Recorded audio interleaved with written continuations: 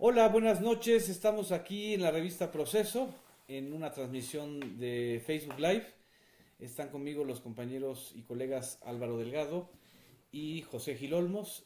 El día de ayer y toda la mañana de hoy, en la página de la revista Proceso, pues irrumpió el tema de estas declaraciones de Ricardo Anaya que hizo en el encuentro privado con Citigroup, Banamex, sobre la posibilidad de buscar el voto útil a su favor y que entonces que declinara José Antonio Meade. Exacto. Y el día de hoy José Antonio Meade dice que él va a seguir hasta el final. ¿Cuál final, no?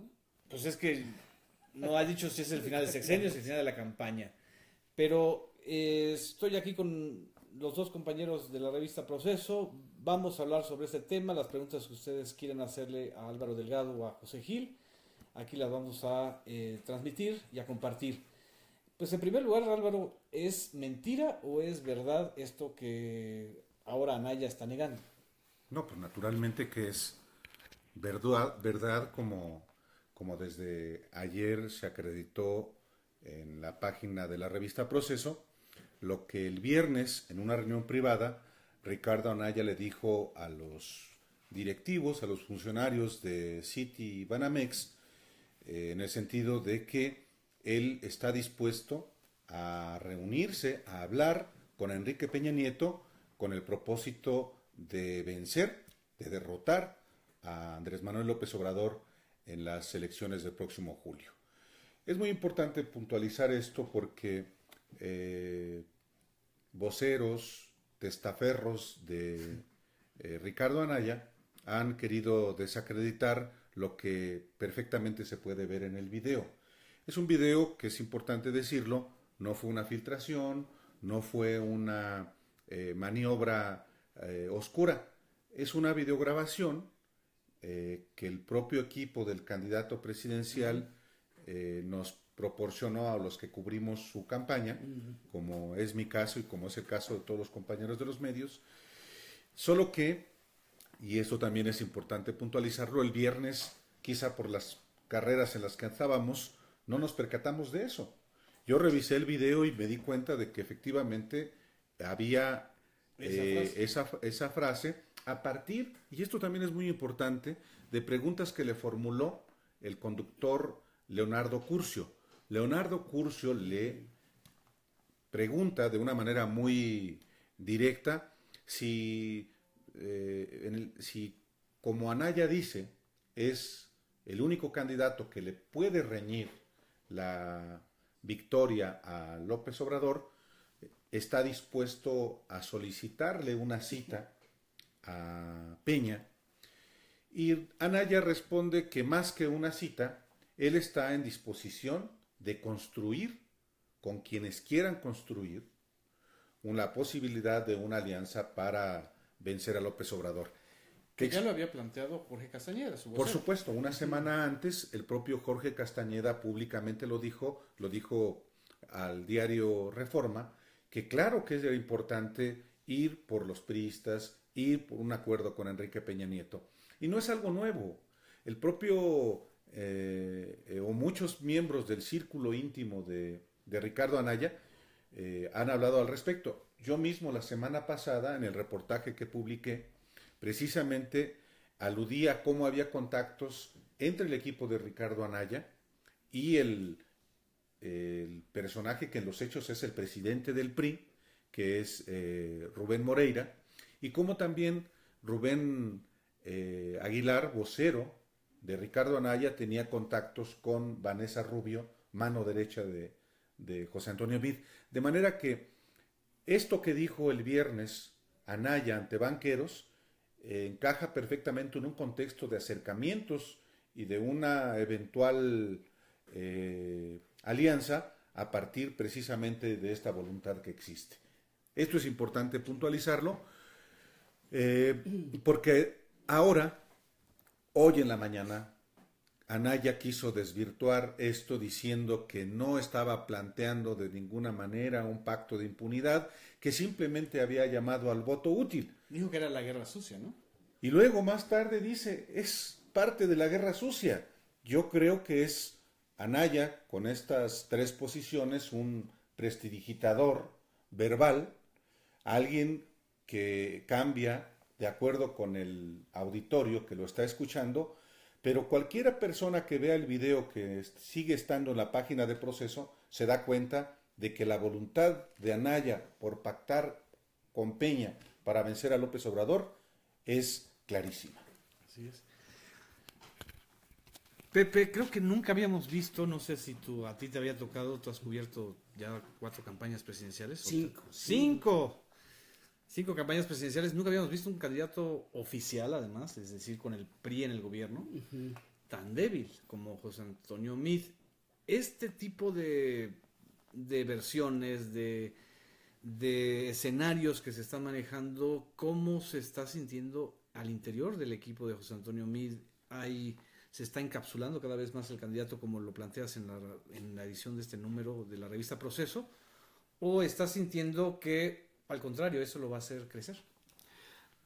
Pues mira, en este número también hago un reportaje donde digo cómo es que se ve la desesperación de José Antonio Meade en cada uno de sus eventos. Ya está haciendo un llamado a que los priistas salgan a la calle, que salgan a buscar el voto de la gente, de los simpatizantes. Se le nota decaído.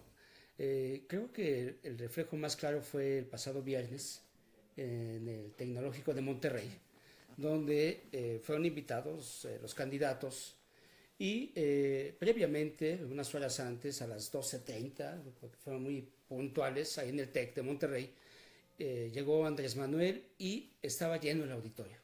Y él tuvo la mitad, ¿no? De asistentes, ¿no? Horas después, con José Antonio Meade, se tarda unos 10 minutos en llegar al auditorio y curiosamente empezó a llegar mucha gente. O sea, estaba menos de la mitad el auditorio, empezó a llegar mucha gente, llenaron, pero ni siquiera tuvieron el suficiente foro como para sentirse a gusto. Se le notaba muy angustiado, ¿sí? Nervioso. De hecho, comienza su exposición con una serie de proyecciones ahí, como si fuera un profesor, que parece ser eso, y se cuatrapea y ya no sabe ni qué decir, quiere hacer chistes, y al final se despide, pero no como el caso de Andrés Manuel. La gente, los estudiantes, a Andrés Manuel lo despiden con presidente, con un grito de presidente, presidente, y a mí un par de muchachos gritan presidente, pero nadie le sigue, ¿no? José Antonio Meade, y yo veo en su equipo cómo es que cada vez más se están cerrando, están muy molestos con todas las notas aquellas que exponen cómo está siendo pues muy débil en su discurso, sigue sin tener una contundencia en el mensaje, no tiene esta empatía ni siquiera con los propios priistas, mucho menos con los ciudadanos que quieren, ¿no? Con los que quieren ganar. Aurelio Nuño en un principio dijo que iban a ganar con el 40% de la votación. Después dijo el propio Enrique Ochoa que iban a ganar con 20 millones de votos. O sea, no les dan la cifra mágica de Salinas, ¿te acuerdas? 20 millones, jajaja. Que era de la Vega de la Vega, de Jorge de la Vega, con un país que tenía la mitad de los habitantes que hay ahora. Así es. ¿Por qué fue a la CTM? El evento con Carlos Aceves del Olmo, que además parecía una escena sacada de Jurassic Park, donde el otro señor se levanta de su silla de ruedas y le dice, lo vamos a empujar, hacia dónde, al precipicio o hacia la presidencia. ¿Cómo interpretas? El reconocimiento de entrada que lo vamos a empujar, o sea, está estancado, pues es claramente totalmente el mensaje, ¿no? Yo creo que ahí, en este caso, están tratando de avanzar lo que más puedan, porque entre más tengan avance van a poder negociar mejor. Yo me supongo, por el escenario que estamos observando, es que el PRI puede tener una catástrofe histórica. O sea, todas las encuestas están señalando que la única elección de los 9 8 entidades más. La Ciudad de México, solamente en Yucatán, en tu tierra, tendría alguna posibilidad, pero en todas las demás está por debajo. O imagínate que tampoco tengan un voto fuerte en el Congreso de la Unión y que pierdan la presidencia de la República. O sea, estaríamos hablando de la posibilidad, de verdad, de que el PRI estaría en su fase final.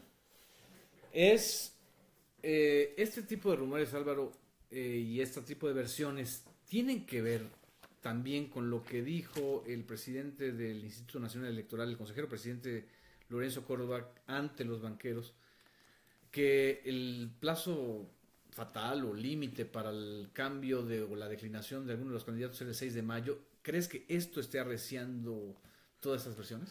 La semana pasada, precisamente en esta mesa platicábamos Arturo Rodríguez, que es el compañero que cubre la campaña de Andrés Manuel López Obrador, Pepe Gil, que está cubriendo la campaña de José Antonio Meade, y un servidor que cubre la campaña de Ricardo Anaya, precisamente esto, cómo los factores de poder en México están tomando definiciones.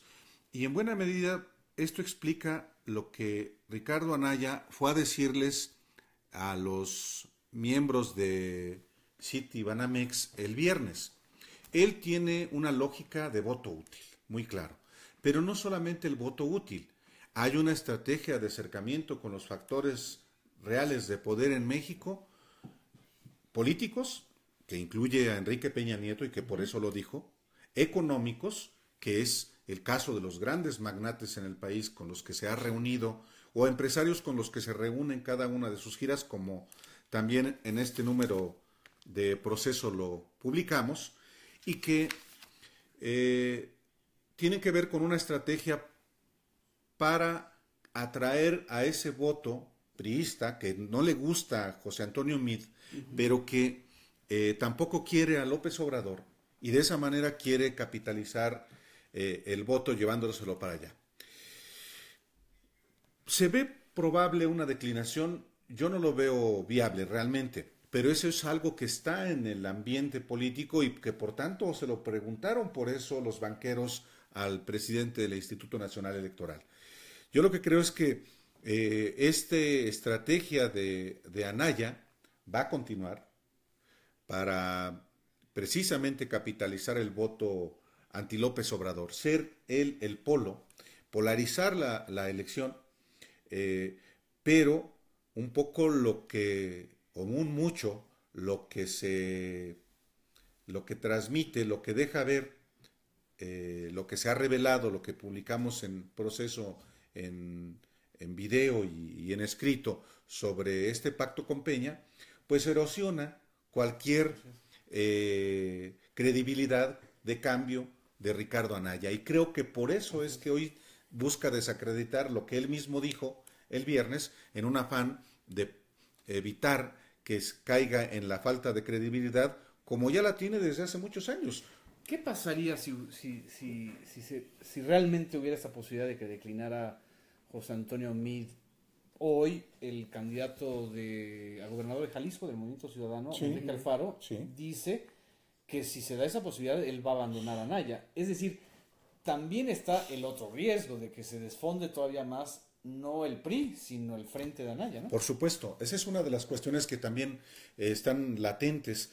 En Jalisco, de manera particular, que es ya uno de los estados más grandes en padrón electoral, el candidato a gobernador más fuerte, que es Alfaro, advierte a Anaya: si tú te vas con el PRI o con Peña, yo no voy contigo. Y después de que Anaya dice, no, es parte de la guerra sucia y de la desinformación, dice, qué bueno que lo aclaras. Es decir, hay dudas, hay fisuras, hay desconfianza, porque tiene fama de traidor, ¿no? Inclusive en el propio reportaje que yo publico en Proceso esta semana, informo de cómo está dividido el propio equipo de campaña de Ricardo Anaya. Mira, hay varios aspectos. Yo creo que hay algunos escenarios que tendríamos que ver. El voto útil del que habla Anaya es este voto priista, ¿no? Que estaría decepcionado de José Antonio Meade y que estaría un poco ahí flotando, indeciso de hacia dónde se va. históricamente en las otras elecciones se ha visto que este voto priista está más allegado, digamos, hacia, en este caso, el PRD o Morena, que hacia el propio PAN. Hay otro voto útil que me parece que es el que es más importante. El voto útil, a diferencia del voto del cambio en el 2000, este voto útil me parece que es el voto del hartazgo, no, perdón, el voto del enojo social. El enojo que está capitalizando. En el 2000 fue el hartazgo. Así es. ¿No? Y hubo un voto útil, un voto del cambio, perdón, y que ahora este voto útil me parece que es más el que está acumulándose en la sociedad y que está pidiendo ya no más PRI, pero tampoco PAN, porque lo que está observando la gente, y eso lo vemos en las calles también, y lo vemos en las giras a donde vamos, es que mucha gente está enojada, no solamente con el PRI, sino también con el PAN. Y no se les olvida que Ricardo Anaya votó a favor de las reformas estructurales, que también apoyó el gasolinazo. O sea, sí hay un voto también que no creo que sea, que esté en automático, ¿no? Si es que, suponiendo, ¿no?, que decline José Antonio Meade, yo no creo que sea en automático que se vaya a ir hacia Anaya, ¿no? Entonces, parte de estos escenarios que están, pues, en el ambiente, creo que es una expresión muy clara. José Antonio Meade no pudo consolidarse como el candidato del PRI. Tuvo siempre problemas de identidad, tuvo problemas de discurso, problemas muy graves en su equipo de campaña. Aurelio Nuño demostró pues que no tiene los tamaños como para manejar una campaña como tal, y dentro del propio PRI, que es lo que estamos buscando ahora, es que dentro del propio PRI hay una pugna interna muy fuerte entre el equipo de Aurelio Nuño, que es Videgaray, y que es Enrique Peña Nieto, con el viejo PRI, que ha sido relegado totalmente, ¿no? Así es. Entonces creo que todavía están esos escenarios. No sé cómo lo vean ustedes, pero hay como una especie de déjà vu o de repetición de las fórmulas del 2006 cuando ya estamos en el 2008. Es decir, 18, perdón. Creen que pueden repetir lo que pasó con Felipe Calderón. Claro, y eso que el candidato priista era un político formado en la tradición priista, con arraigo en algunas bases priistas, que era Roberto Madrazo, y que bueno, que sucedió lo que finalmente pasó, que hubo un voto polarizado que capitalizó Felipe Calderón. Yo creo, no sé si los vean ustedes así, que están equivocando la lectura histórica los jerarcas o los financiadores o los promotores de esta idea de que todo menos López Obrador, porque entonces no están captando esto que dices, que el voto útil en realidad ya está definido hacia el candidato Morena por el hartazgo, por el enojo y el hartazgo. ¿Cómo ves, Álvaro? Hay comportamientos parecidos a los del 2006, y hay personajes y organizaciones del 2006. El caso más inmediato que evidencia lo que estoy diciendo es el video que están haciendo circular profusamente en radio, en televisión, en los cines, esta organización Mexicanos Primero, que es del magnate Claudio X González, el hijo y el padre. El padre está al frente de un operativo del sector privado, de los magnates, de los grandes capitales, con una lógica de descarrilar a López Obrador. Eso es muy claro.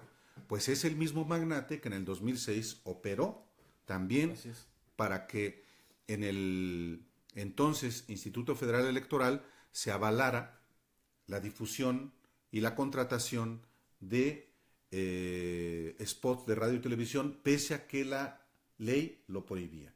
Hoy la Constitución expresamente en su artículo 41 prohíbe la contratación en radio y televisión, y hoy, justamente, hoy lunes, la Comisión de Quejas del INE autoriza la difusión, la validez de esta campaña que claramente viola el artículo 41 constitucional y la ley. Pero ahí es la campaña de los niños, ¿no?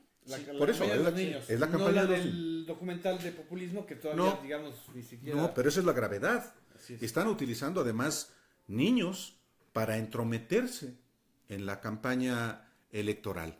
Esto el INE debió haberlo sancionado. No lo hizo porque precisamente son los mismos del 2006 y tienen los mismos intereses. Nada más que hay una cosa. El país La sociedad. de hoy Es y la totalmente sociedad de hoy distinto, ¿no? Es diferente. no es la del 2006. Así es. Ni siquiera en el caso del voto útil priista. En el 2006, no se nos olvide, Enrique Peña Nieto, desde el Estado de México como gobernador, operó a favor de Felipe Calderón, como otros gobernadores del PRI. Hoy no veo a gobernadores priistas que se la vayan a jugar, ya no digamos con su candidato, pues menos con alguien como Ricardo Anaya, Así es. que, como lo decías hace rato, no cumple su palabra ni en su propia casa. Sí, me parece que también el otro factor aquí importante, y de eso tú eres un experto, son las redes sociales. Las redes sociales ahorita son también... Y la televisión a la baja. Y la televisión a la baja, ¿no? Sí. De hecho, Televisa ya no lo vemos tan fuerte en este sentido, ¿no? Su estado financiero tampoco está muy bien.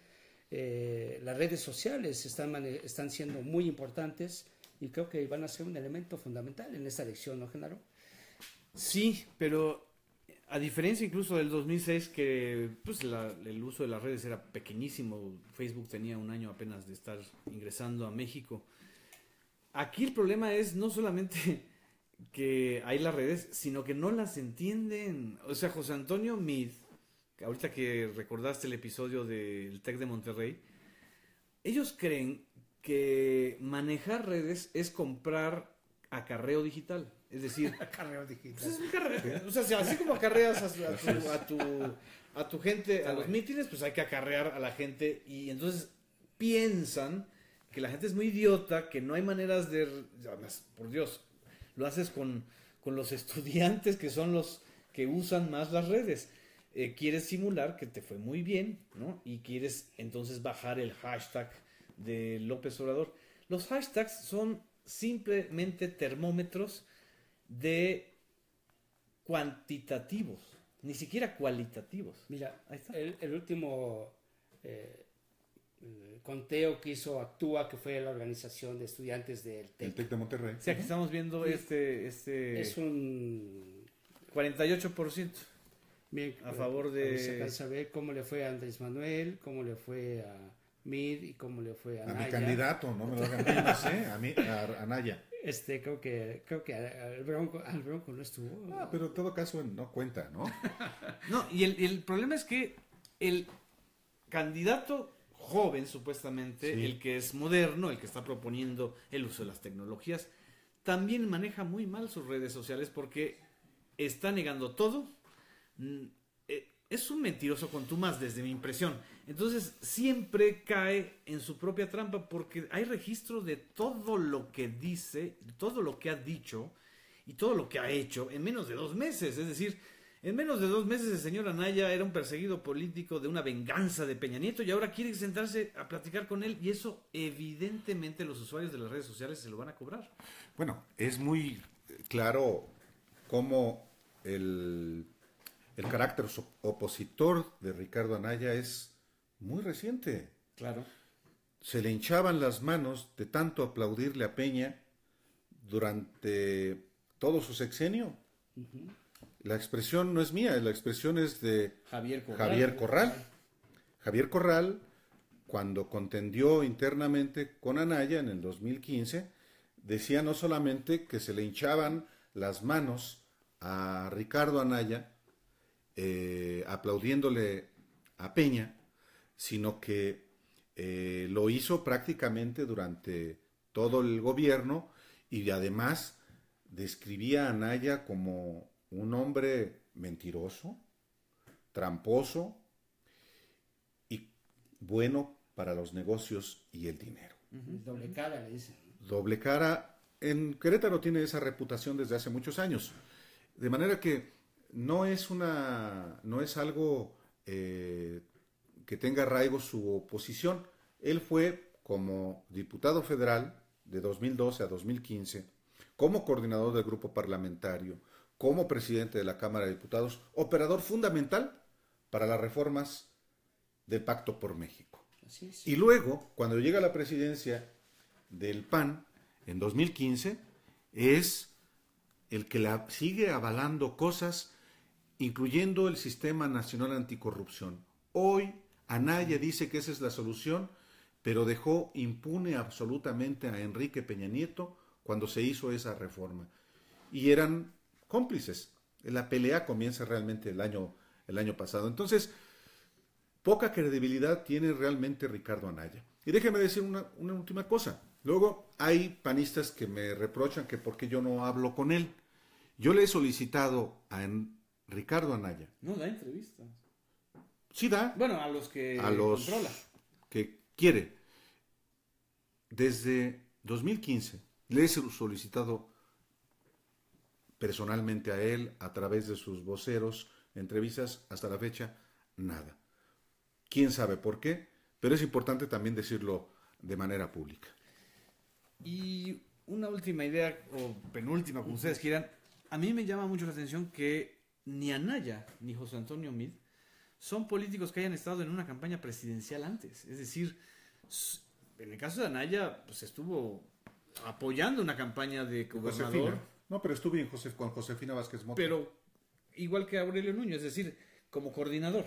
Es decir, no están enfrentándose a un político que tiene encima 3 campañas presidenciales, 2 campañas a gobernador en Tabasco, 1 campaña a jefe de gobierno y un pulso constante de la sociedad porque ha recorrido todo el país. Y en el caso de José Antonio Meade, peor, porque de las oficinas de la alta burocracia pues no ha salido. Es posible que el José Antonio Meade, no sé, le salga una cualidad que no le hemos visto hasta ahora. ¿Tú percibes alguna capacidad de sobrevivencia de José Antonio Meade frente a este golpeteo? Mira, a mí me llamó la atención que empieza su campaña con la bendición de su mamá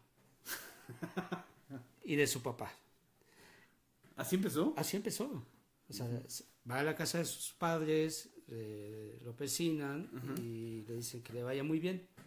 Después, en una de sus giras en Jalisco, va a ver a la Virgen de San Juan de los Lagos y hace muchas referencias a este tipo de apoyos, símbolos.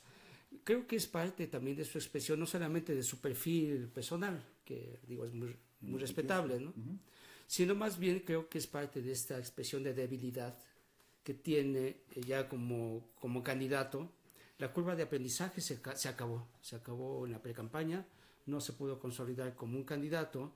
Yo escuchaba mucho a los priistas que decían, es que tenemos al mejor candidato en la historia, el más preparado. El más preparado. ¿Preparado para qué? Y yo les decía, bueno, no se olviden de Carlos Salinas de Gortari, claro, que tenía la edad que tiene ahora Anaya y que no había hecho ninguna campaña, nada, no había tenido ningún puesto de elección popular, salió de las oficinas de programación y presupuesto y como candidato fue un personaje extraordinario en muchos sentidos, ¿no? En tanto a que... Bueno, perdió la elección, ¿no?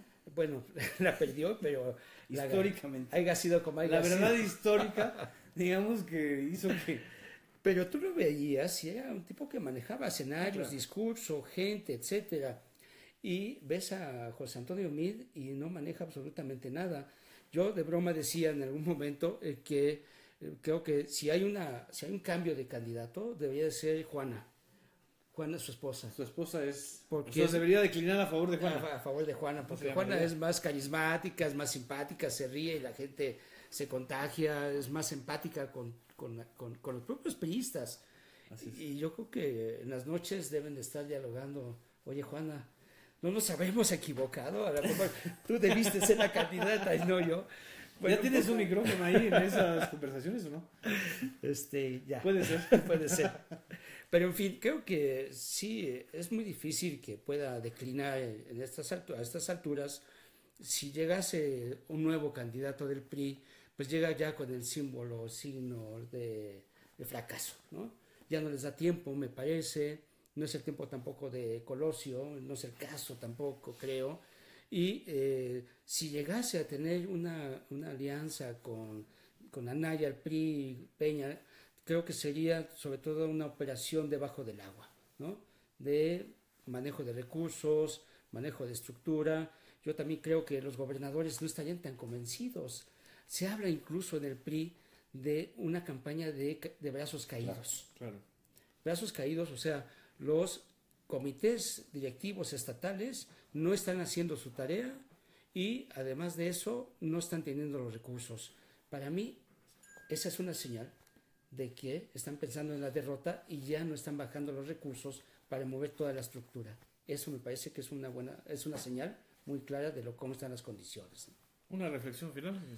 Mira, yo creo que al final, yo no creo que vaya a haber una declinación de José Antonio Meade, porque el problema ya no es solamente la elección presidencial, es que el PRI tiene que tener un mínimo de votos para tener presencia en las cámaras del Congreso, las federales y en las locales. Sí. Hoy el PRI en la mayoría de los estados está en segundo y en tercer lugar, de manera que para empezar el Senado va a tener una muy pequeña presencia, igual en la Cámara de Diputados. Pero en todo caso yo me enfocaría a Ricardo Anaya. Ricardo Anaya va a seguir con esta estrategia de llamar al voto útil, seguir haciendo amarres con todos los que pueda aliarse, particularmente con los sectores de poder económico, para tener mucho dinero en efectivo, sí, para operar, es decir, para comprar votos en los estados. Y si compra, pues encuestas. Entonces, sí, claro que le apuestan, como ya lo ha hecho el PAN en los estados, como lo ha hecho el PRD en los estados, es decir, el ensamblaje entre partidos y gobiernos para operar. Lo vimos apenas este domingo, tanto en Puebla como en Veracruz. En Puebla, durante la semana, estuve yo de gira en Puebla, y ahí está la maquinaria del expriista Rafael Moreno Valle, y está la maquinaria del expriista Miguel Ángel Yunes, que no tienen, digamos que un interés partidario solamente. La esposa de Rafael Moreno Valle es candidata a gobernadora y el hijo de Miguel Ángel Yunes es candidato a gobernador en Veracruz. Entonces, ahí están dos estados donde hay una maquinaria aceitada con recursos públicos, sin ninguna duda. Así es. Ya llegamos al final de este espacio de análisis. Les agradecemos mucho los comentarios. Nos están mandando muchos saludos a Pepe Gil. Muchísimas gracias. Muchas gracias a ustedes. Síganos aquí en la página de Proceso y vamos a estar comentando de aquí hasta el día de la elección esta realidad. Y que lean Proceso también, ¿eh? Es un muy buen número. Esta semana es un buen número. Trasciende lógicamente la página de Proceso, que tiene una velocidad tremenda, pero la edición de Proceso es muy buena. Muchas gracias. Gracias. Hasta luego. Hasta luego.